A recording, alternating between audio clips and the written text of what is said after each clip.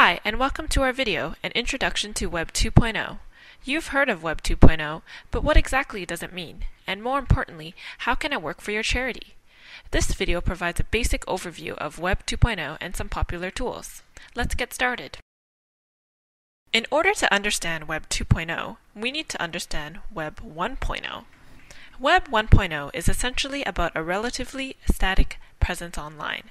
Traditional websites, email, newsletters, donate now buttons, and banner ads fall into this category, which is simply about providing information online. You put your content out there and hope someone reads it, and there is little to no interaction. The core principles of Web 1.0 are information sharing and the facilitation of one-way transactions. In order to be good at Web 1.0, you need to have good design and content. Think of Web 1.0 as the core of what you do. Here are some examples. TheStar.com is the website of the Toronto Star newspaper. This website is an online version of offline materials and content. Newspapers post their articles onto the web to give readers an online version of the day's news. The content is usually word for word from what you would find in the print version. Nowadays, newspaper sites have implemented Web 2.0 elements, such as allowing users to comment on news items and to easily share and bookmark stories. We will talk more about these elements later. Here's another example. Online retail websites like Amazon.ca provide you with information about products, then you choose what you want to buy, you pay for it, and it gets sent to you. Over the years, Amazon.ca has integrated some Web 2.0 elements onto their website, with blogs, groups surrounding genres, wish lists, and ratings and comments on products. We'll go over these things later on. But when it comes down to it, Web 1.0 is still the core of what both The Star and Amazon do. They provide information and facilitate one-way transactions. If they stopped doing that well, they would cease to exist. Before trying out Web 2.0, you need to be doing Web 1.0 well. So here are some handy Web 1.0 tips. Keep in mind the usability of your website. Is your site easy to navigate? Is it cluttered? Is it text heavy? Is it up to date? Check out our video and info page on basic website usability for more tips. Make use of white space and short and simple messaging. People don't surf the web, they poke it, so go easy on the amount of text you have on your website. Think of Web 1.0 as the foundation to build upon. Your website is your home base. Ultimately, no matter how far you dive into Web 2.0 and social media, you are driving people to your website. And if your website is not easy to use, up to date, and compelling, then you will lose out. It's also important to remember that Web 2.0 doesn't mean a replacement of Web 1.0. As the previous examples have shown, you aren't upgrading as you would new software on your computer. Web 1.0 and 2.0 work together. Let's move on to Web 2.0 now. The term has been tossed around for a while, and with so many tools and terms to keep track of, it's easy to get overwhelmed. Web 2.0 is about a richer user experience, where you are providing users opportunities for interaction, engagement, conversation, and collaboration.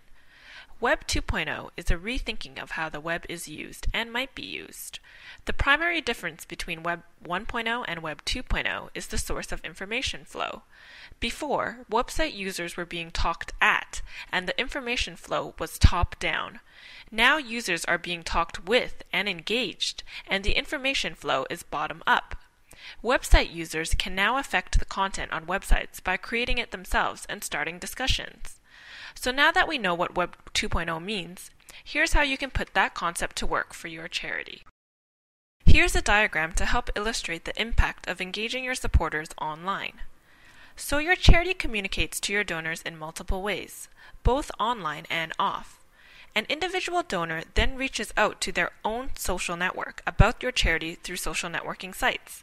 The allure of these websites is not just the information available on them, but the conversations that take place and the new communities that are built.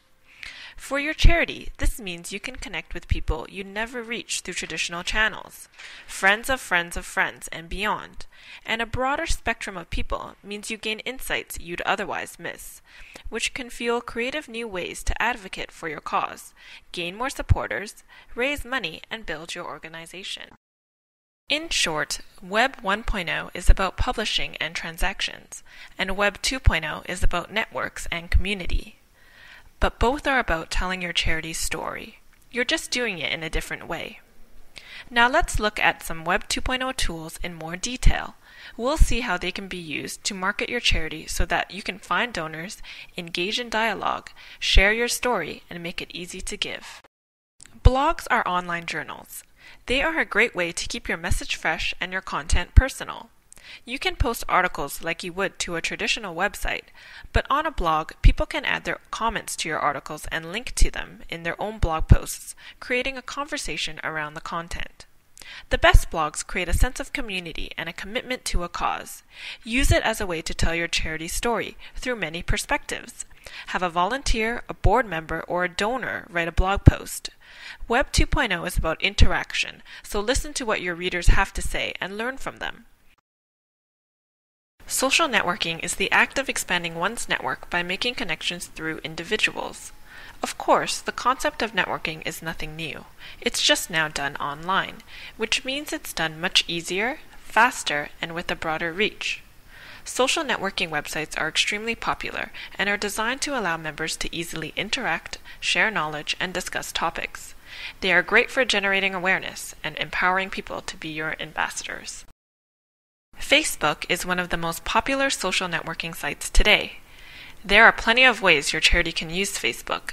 You can create a group or fan page, set up causes using the Causes application, advertise events, expand your supporter network, increase awareness of your charity, and interact with people. Shown here is the Canadian Breast Cancer Foundation's fan page on Facebook. There are details about their charity, a place for videos and photographs, a discussion board, links back to their official website, and tons of information. Here are all the fans that have aligned themselves with this charity and have essentially become online ambassadors for them.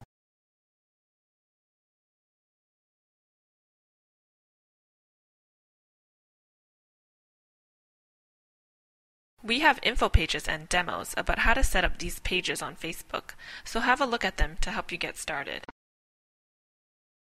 Giving pages are a peer-to-peer fundraising tool that allow individuals to raise funds for the charity or charities of their choice.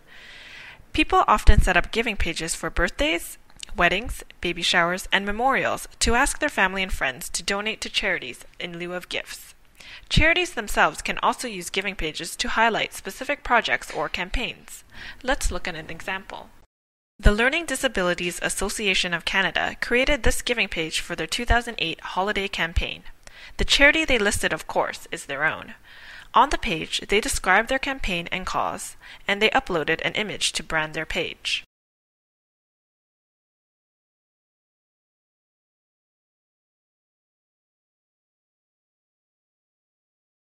It's incredibly easy to share giving pages. This tool here allows people to easily and quickly share, save, email, and bookmark the giving page.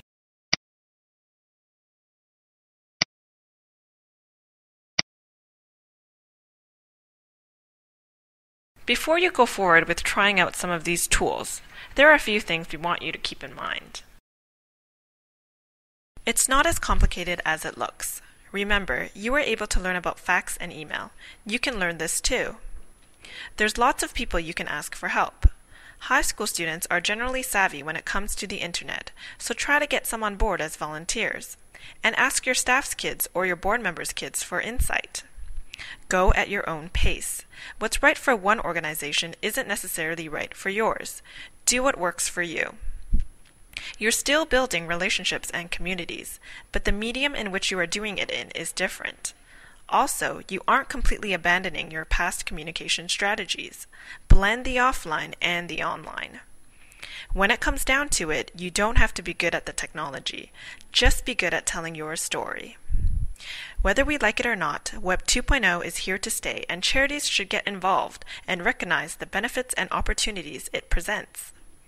And that brings us to the end of our video, introducing you to the world of Web 2.0. Hopefully, this video has helped you understand it more and given you some ideas on how you can get started. Thanks for watching! Canada Helps is a charity helping charities. We provide a cost-effective solution to online fundraising. Canada Helps is giving made simple.